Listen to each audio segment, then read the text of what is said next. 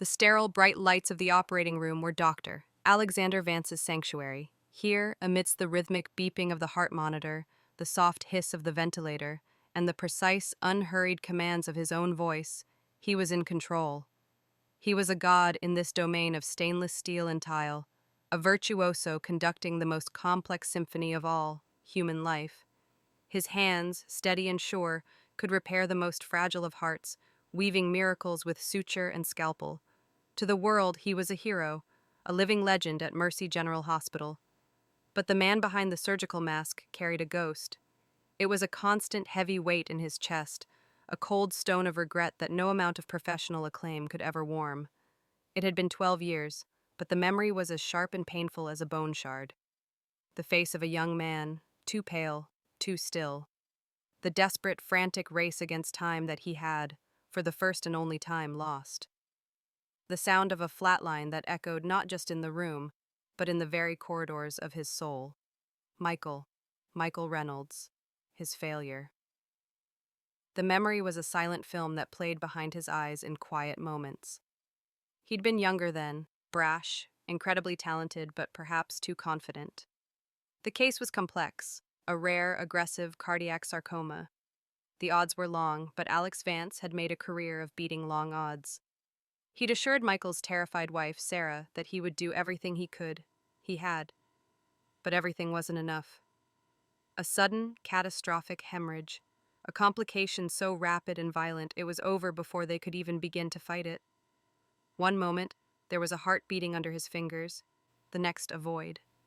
He'd told Sarah the words every surgeon dreads. "I'm so sorry. We did everything we could."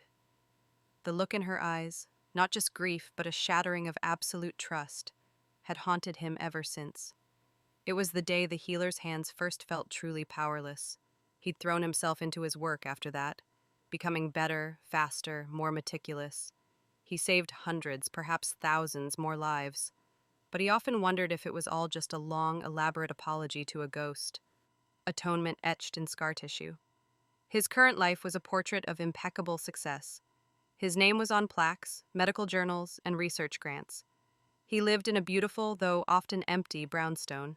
He was respected, revered even. But the portrait had a crack, one only he could see, running right through the center. The call came on a rain-slicked Tuesday evening. He was reviewing a patient's angiograms, the ghost of Michael a faint whisper at the edge of his consciousness. His phone buzzed, the direct line from the ER. It was Lisa, the head ER nurse, her voice tight with that specific brand of controlled urgency he knew so well. "Alex, we need you downstairs now. 17-year-old female, sudden onset, severe tachycardia, plummeting BP. She's crashing fast. EMS suspects an undiagnosed congenital defect." "It's bad. I'm on my way," he said, his voice already shifting into the calm, commanding tone of crisis mode. The ghost was shoved aside. There was a life to save. He moved through the hospital corridors with a swift, purposeful gait, a shark cutting through water. The ER was a controlled chaos of beeping machines, low voices, and the smell of antiseptic and adrenaline. He pushed through the curtain of Bay 3. And the world stopped. The girl on the gurney was pale, her skin clammy, her breathing shallow and rapid. Monitors screamed their alarms. But it was the woman clutching her hand, her face a mask of sheer, unadulterated terror, that sent a bolt of ice straight through his heart. It was Sarah Reynolds, older, her face lined with a grief that had never quite left, but unmistakably her. His eyes snapped back to the patient, to the chart a nurse was thrusting into his hands. Name, Emily Reynolds. Age, 17. Next of kin, Sarah Reynolds. Mother, Emily Reynolds. The name hit him like a physical blow, knocking the air from his lungs. Michael's daughter.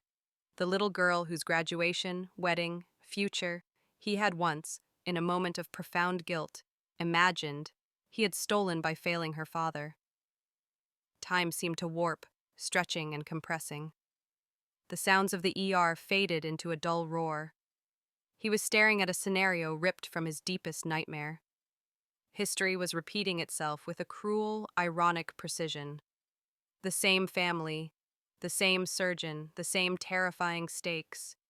His hands, usually so steady, trembled almost imperceptibly. He clenched them into fists. Not again, please, not again. Doctor. Vance? Lisa's voice cut through his panic.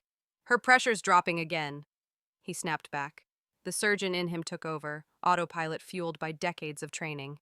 Get her to the OR now. Stat echo on the way. I want a full cardiothoracic team scrubbed in and waiting. Move! His voice was sharp, leaving no room for question. As they rushed the gurney down the hall, Sarah's eyes met his. In them, he saw the same trust he'd seen 12 years ago, now mixed with a fresh, raw fear. She didn't seem to recognize him at first. Her world narrowed to her daughter. But then, a flicker of confusion, of dawning, horrible recognition. You? She whispered, the word barely audible over the chaos. He had no time to respond, no words that could possibly suffice. He just gave a curt, professional nod and turned away, his heart hammering against his ribs. This was it, his final judgment, his last chance to make it right.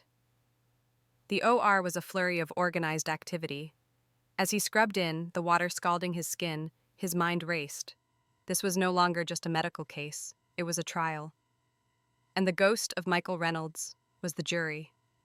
The surgery was a brutal, high-wire act. Emily's heart was a time bomb. They found it. A massive aortic aneurysm, a ballooning weak spot in the major artery, on the verge of rupturing. It was a defect that could have been lurking there since birth, silent and undetected until this moment. It was eerily, terrifyingly similar to the complications that had taken her father, yet completely different in its origin. A cruel trick of genetics. Every second was a battle. His team moved around him like a well-oiled machine, but he was alone in the eye of the hurricane. Each drop of blood was a reminder of the blood he'd failed to stop years ago. Each beep of the monitor was the echo of a flatline. Halfway through, a sudden, fierce hemorrhage erupted. A nurse gasped. For a split second, Alex froze. It was happening again. The same nightmare, playing out in real time on a new, innocent heart. I can't do this. I'll fail her too. The thought was a poison, paralyzing him. He saw Michael's face. He saw Sarah's eyes. But then, he looked down at Emily. Not as a ghost from his past, but as a young woman with her entire life ahead of her, a life he held, literally, in his hands. This wasn't about his guilt. It wasn't about his atonement. It was about her. A strange, powerful calm descended upon him. The fear didn't vanish, but it was mastered, harnessed. His regret transformed into a laser-like focus. This was not the same. He was not the same. Suction! Now, clamp there. Lisa, more suture. Now. His voice was low, steady, absolute. His hands became instruments of pure will, moving with a speed and precision that even his team, who had seen him perform miracles, found breathtaking. He worked with a kind of desperate grace, patching, sewing, reinforcing, fighting for every precious millimeter of tissue, for every beat of her heart. It was the longest 3 hours of his life. And then, it was over. The bleeding was controlled. The aneurysm was repaired. The heart, that magnificent, fragile muscle, beat strong and steady on its own.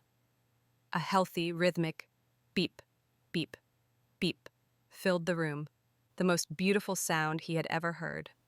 Silence descended, thick with exhaustion and awe. He looked up from the table, meeting the eyes of his team. They were wide with respect and something else. Relief. He slowly stepped back from the table, letting his chief resident close. He walked out of the OR, pulling off his cap and mask. His body felt heavy, every muscle aching with a fatigue that went deeper than bone. He leaned against the cool wall of the hallway, closing his eyes, just listening to the sound of his own breath, the ghost of that steady beep. Beep. Beep. Still in his ears. He had done it. He heard footsteps. Slowly, he opened his eyes.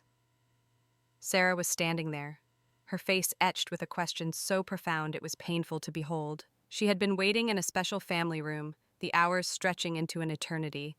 He didn't wait for her to ask. He looked directly into her eyes, and for the first time in 12 years, he didn't see the ghost of her husband accusing him. He saw only a mother.